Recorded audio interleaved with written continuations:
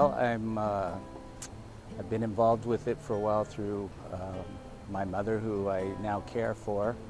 My father passed away about 13 years ago, and he was diagnosed 20 years ago with Alzheimer's. So it's been in my genetics for a long time, I guess.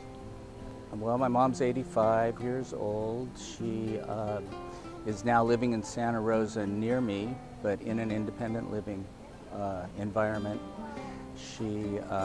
They provide 3 meals a day, but she's on her own as far as the rest of the day goes. I moved her up here 2 years ago, and when I first moved her up, I would see her 3 or 4 times a week, and we'd visit and have a good time. And as time progressed, I now see her every day, every morning pretty much.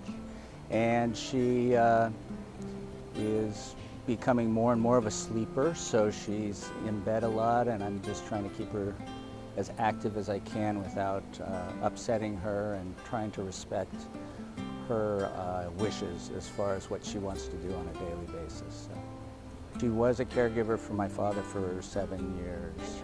I think it was a very hard and frustrating experience.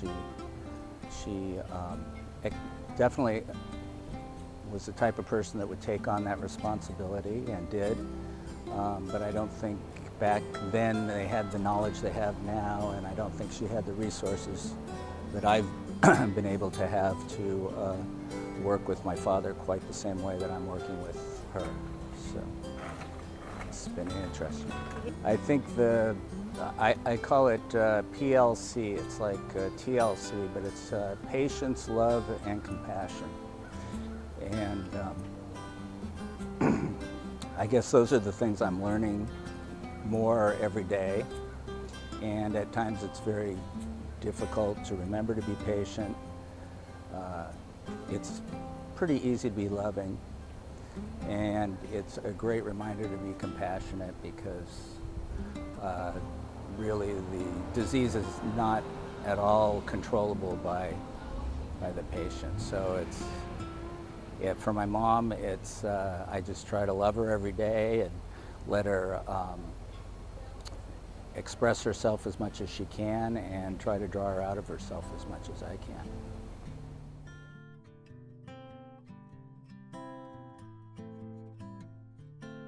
Well, to enjoy every moment you have with your loved one, or